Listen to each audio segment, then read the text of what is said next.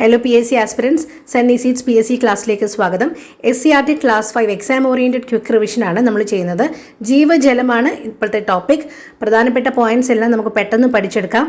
ഒരു കാര്യം പറഞ്ഞോട്ടെ, വീഡിയോ കാണുമ്പോൾ ഫുൾ സ്ക്രീനിലിട്ട് കാണുക, എന്നാൽ മാത്രമേ നോട്ട്സ് ക്ലാരിറ്റിയോടെ നിങ്ങൾക്ക് വായിക്കാൻ പറ്റും. ക്ലാസ്സിലേക്ക് പോകാം. രണ്ടാമത്തെ പാഠമാണ് ജീവജലം. 5ാം ക്ലാസ്സിൽ രണ്ടാമത്തെ പാഠം ജീവജലം. അപ്പോൾ ടെക്സ്റ്റിലെ ഇമ്പോർട്ടൻ്റ് ആയിട്ടുള്ള പോയിന്റ്സ് നോക്കിയതിന് ശേഷം നമുക്ക് ക്വസ്റ്റ്യൻസിലേക്ക് പോകാം. ജലത്തിൻ്റെ സവിശേഷതകൾ എന്തൊക്കെയാണ്? വസ്തുക്കളെ ലയിപ്പിക്കുന്നു, ഒഴുകുന്നു, താപം വഹിക്കാൻ കഴിയുന്നു, നിശ്ചിത ആകൃതിയില്ല, ഉൾക്കൊള്ളുന്ന പാത്രത്തിൻ്റെ ആകൃതി സ്വീകരിക്കുന്നു, ഖരം, ദ്രാവകം, വാതകം എന്നീ അവസ്ഥകളിൽ സ്ഥിതി ചെയ്യുന്നു. അപ്പോൾ ഇത് ഓർത്തു വയ്ക്കണം. വസ്തുക്കളെ ലയിപ്പിക്കുന്നു, ഒഴുകുന്നു, താപം വഹിക്കാൻ കഴിയുന്നു, നിശ്ചിത ആകൃതി ഇല്ല, ഉൾക്കൊള്ളുന്ന പാത്രത്തിൻ്റെ ആകൃതി സ്വീകരിക്കുന്നു, ഖരം, ദ്രാവകം, വാതകം എന്നീ അവസ്ഥകളിൽ സ്ഥിതി ചെയ്യുന്നു. അപ്പോൾ സ്റ്റേറ്റ്മെൻറ്റ് ടൈപ്പ് ക്വസ്റ്റ്യൻസ് ഒക്കെ വരുമ്പോൾ ഇത്ര ഡീറ്റെയിൽഡ് ആയിട്ടൊന്ന് വായിച്ചു പോകണം. അടുത്തത് നോക്കാം. ലീനം, ലായകം, ലായനി. ഇതെന്താണെന്ന് നോക്കാം. ലീനം, ലായകം, ലായനി. Solute, solvent and solution. ലയിക്കുന്ന വസ്തുവിനെ ലീനമെന്നും ഏതിലാണോ ലയിക്കുന്നത് അതിനെ ലായകമെന്നും ലീനം ലായകത്തിൽ ലയിച്ചുണ്ടാകുന്നതിനെ ലായനി എന്നും പറയുന്നു. നമുക്ക് എളുപ്പം അറിയാവുന്നതാണ് പഞ്ചസാര ലായനി. പഞ്ചസാര ലീനവും വെള്ളം ലായകവുമാണ്. പഞ്ചസാര ലീനവും വെള്ളം ലായകവുമാണ്. അപ്പോൾ വെള്ളത്തിലേക്ക് പഞ്ചസാര ഇടുന്നു. അപ്പോൾ പഞ്ചസാര എന്താണ്? പഞ്ചസാര ലീനമാണ്, വെള്ളം ലായകമാണ്. ഓക്കെ, അടുത്ത പോയിന്റ് നോക്കാം. ജലവിധാനം. കൂടുതൽ വസ്തുക്കളെ ലയിപ്പിക്കുന്ന ഒരു ലായകമാണ് ജലം. അതുകൊണ്ട് തന്നെ ജലത്തെ സാർവിക ലായകം എന്ന് പറയുന്നു. ഇമ്പോർട്ടൻ്റ് ആണ്.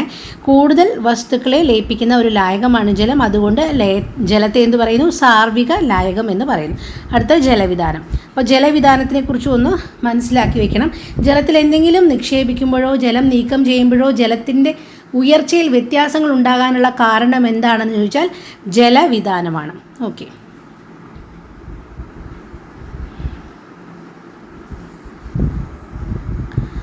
അടുത്ത ബോക്സ് നോക്കാം. സമുദ്രജലത്തിൽ ഉപ്പിൻ്റെ അളവ് കൂടുതലായതിനാൽ സാധാരണ ഉപയോഗങ്ങൾക്ക് അനുയോജ്യമല്ല. കിണറുകൾ, കുളങ്ങൾ, തടാകങ്ങൾ, പുഴകൾ എന്നീ ശുദ്ധജല സ്രോതസ്സുകളിലെ ജലമാണ് നമുക്ക് ഉപയോഗിക്കാൻ കഴിയുന്നത്. ബോക്സിൽ കൊടുത്തിരിക്കുന്നതൊക്കെ മസ്റ്റായിട്ടും വായിച്ചിട്ട് പോകണം. അപ്പം അടുത്തത് നോക്കാം. മഴയുണ്ടാകുന്നത് എങ്ങനെ? ജലാശയങ്ങളിലെയും സസ്യങ്ങളിലെയും ജലം സൂര്യൻ്റെ ചൂടേറ്റ് നീരാവിയായി അന്തരീക്ഷത്തിലെത്തുന്നു. നീരാവി തണുത്ത മേഘമായും മേഘം തണുത്ത മഴയായും മാറുന്നു. ബാഷ്പീകരണവും സാന്ദ്രീകരണവും നോക്കാം. ദ്രാവകങ്ങൾ ചൂടേറ്റ് ബാഷ്പമായി മാറുന്ന പ്രക്രിയയാണ് ബാഷ്പീകരണം. വാതകങ്ങൾ തണുക്കുമ്പോൾ ദ്രാവകങ്ങളായി മാറുന്നതിനെ സാന്ദ്രീകരണം എന്നും പറയുന്നു. വെള്ളം നീരാവിയായി മാറുന്നത് ബാഷ്പീകരണത്തിനും നീരാവി വെള്ളമായി മാറുന്നത് സാന്ദ്രീകരണത്തിനും ഉദാഹരണങ്ങളാണ്. ബോക്സ് ഫാക്റ്റാണ്, പഠിക്കുക. ഇത്രയാണ് ഈ ഭാഗത്തെ ഇമ്പോർട്ടൻ്റ് ആയിട്ടുള്ള പഠിക്കേണ്ട പോയിന്റ്സ്. ഇത്രയാണ്. അപ്പോൾ നമുക്കിനി ക്വസ്റ്റ്യൻ ആൻസറിലേക്ക് പോകാം. ഓക്കെ, ചോദ്യോത്തരങ്ങൾ നോക്കാം. ലയിക്കുന്ന വസ്തുക്കളെ പൊതുവായി വിളിക്കുന്ന പേരെന്താണ്? ലീനം എന്നാണ്. ലീനം ഏതിലാണോ ലയിച്ചു ചേരുന്നത് അതിനെ എന്തു പറയും? ലായകം എന്ന് പറയും. ലീനവും ലായകത്തിൽ ലയിച്ചു ചേർന്ന് ഉണ്ടാകുന്ന മിശ്രിതം എന്താണ്? ലീനം ലായകത്തിൽ ലയിച്ചു ചേർന്നുണ്ടാകുന്ന മിശ്രിതം ലായനി. നമ്മൾ പഞ്ചസാര ലായനി എക്സാമ്പിൾ പറഞ്ഞില്ലേ. അപ്പം ലയിക്കുന്ന വസ്തുക്കളെ എന്ത് പറയും? ലീനം. ലീനം എന്തിലാണോ ചേർക്കുന്നത് അതിനെ എന്ത് പറയും? ലായകം. ലീനം ലായകത്തിൽ ലയിച്ചുണ്ടാകുന്ന മിശ്രിതമാണ് ലായനി. പഞ്ചസാര ലായനിയിലെ ലീനവും ലായനിയും തിരിച്ചറിയുക. പഞ്ചസാരയാണ് ലീനം, ലായകം ജലമാണ്. സോഡ ലായനി ഏത് വിഭാഗത്തിൽപ്പെടുന്ന ലായനിയാണ്? വാതകം, ദ്രാവകത്തിൽ അലിഞ്ഞുണ്ടാകുന്ന ലായനിയാണ് സോഡ ലായനി. കൂടുതൽ വസ്തുക്കളെ ലയിപ്പിക്കാനുള്ള കഴിവ് ഉള്ളതുകൊണ്ട് ജലത്തിന് നൽകിയിരിക്കുന്ന പേരെന്താണ്? സാർവിക ലായകം എന്നാണ്. കൂടുതൽ വസ്തുക്കളെ ലയിപ്പിക്കാനുള്ള കഴിവ് ഉള്ളതുകൊണ്ട് ജലത്തിന് നൽകിയിരിക്കുന്ന പേര് സാർവിക ലായകം. ജലത്തിൽ എന്തെങ്കിലും നിക്ഷേപിക്കുമ്പോഴോ ജലം നീക്കം ചെയ്യുമ്പോഴോ ജലത്തിൻ്റെ ഉയർച്ചയിൽ വ്യത്യാസങ്ങൾ ഉണ്ടാകാനുള്ള കാരണം എന്താണ്? ജലവിധാനമാണ്. ജലത്തിൽ എന്തെങ്കിലും നിക്ഷേപിക്കുമ്പോഴോ ജലം നീക്കം ചെയ്യുമ്പോഴോ ജലത്തിൻ്റെ ഉയർച്ചയിൽ വ്യത്യാസങ്ങൾ ഉണ്ടാകാനുള്ള കാരണം ജലവിധാനമാണ്. ദ്രാവകങ്ങൾ അളക്കുവാൻ ഉപയോഗിക്കുന്ന ഏകകം എന്താണ്? ലിറ്ററാണ്. കുറഞ്ഞ അളവിൽ ദ്രാവകങ്ങൾ അളക്കേണ്ടി വരുമ്പോൾ ഉപയോഗിക്കുന്ന ഏകകം യൂണിറ്റ് എന്താണ്? മില്ലി ലിറ്ററാണ്. എത്ര ഘന സെൻറ്റിമീറ്റർ ആണ് 1 ലിറ്റർ? 1000 ഘന സെൻറ്റിമീറ്റർ ആണ് 1 ലിറ്റർ. ഭൂമിയുടെ ഉപരിതല വിസ്തീർണത്തിൻ്റെ 2/3 ഭാഗവും എന്തിനാൽ ചുറ്റപ്പെട്ടിരിക്കുന്നു? ജലമാണ്. ഭൂമിയിലെ ജലത്തിൻ്റെ ബഹുഭൂരിഭാഗവും സമുദ്രജലവുമാണ്. സൂര്യൻ്റെ ചൂടേറ്റ് ജലാശയത്തിലെ വെള്ളത്തിന് സംഭവിക്കുന്നത് എന്താണ്? ബാഷ്പീകരണമാണ്. നമ്മൾ ബോക്സിൽ പഠിച്ചായിരുന്നു. സൂര്യൻ്റെ ചൂടേറ്റ് ജലാശയത്തിലെ വെള്ളത്തിന് സംഭവിക്കുന്നത് ബാഷ്പീകരണമാണ്. ബാഷ്പീകരണ ഫലമായി നീരാവി തണുക്കുമ്പോൾ എന്തായി മാറുന്നു? മേഘങ്ങളാകുന്നു. മേഘങ്ങൾ തണുത്താണ് എന്തുണ്ടാകുന്നത്? മഴയുണ്ടാകുന്നത്.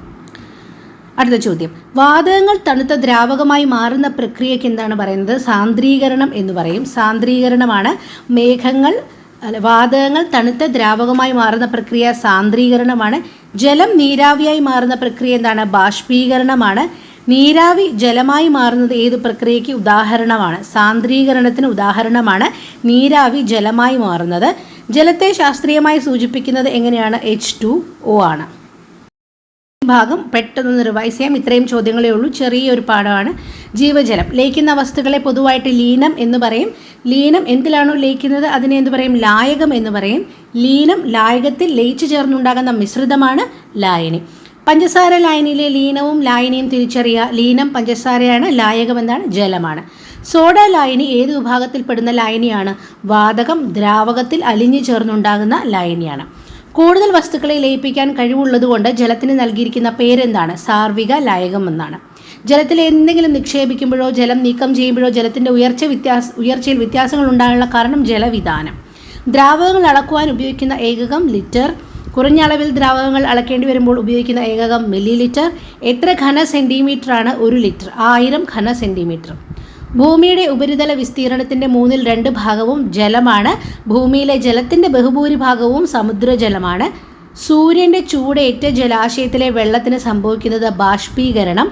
ബാഷ്പീകരണ ഫലമായിട്ട് നീരാവി തണുക്കുമ്പോൾ മേഘങ്ങളായിട്ട് മാറുന്നു. മേഘങ്ങൾ തണുത്ത് മഴയുണ്ടാകുന്നു. വാതകങ്ങൾ തണുത്ത ദ്രാവകമായി മാറുന്ന പ്രക്രിയ എന്താണ്? സാന്ദ്രീകരണമാണ്. നീരാവി ജലമായി മാറുന്നത് സാന്ദ്രീകരണത്തിൻ്റെ ഉദാഹരണമാണ്. ജലം നീരാവിയായി മാറുന്നത് എന്താണ്? ബാഷ്പീകരണമാണ്. ജലം നീരാവിയായി മാറുന്നത് ബാഷ്പീകരണമാണ്.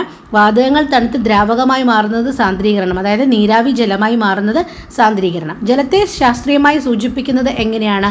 H2O എന്നാണ്. അപ്പോൾ ഇത്രയും ചോദ്യങ്ങളാണ് ബേസിക് മിനിമം പഠിച്ചു വെക്കേണ്ടത്. ആ ടെക്സ്റ്റിലെ മാക്സിമം പോയിന്റ്സ് നമ്മൾ കവർ ചെയ്തിട്ടുണ്ട്. ഇത്രയും പഠിച്ചു വയ്ക്കുക. അടുത്ത ഭാഗവുമായിട്ട് ഉടനെ കാണാം.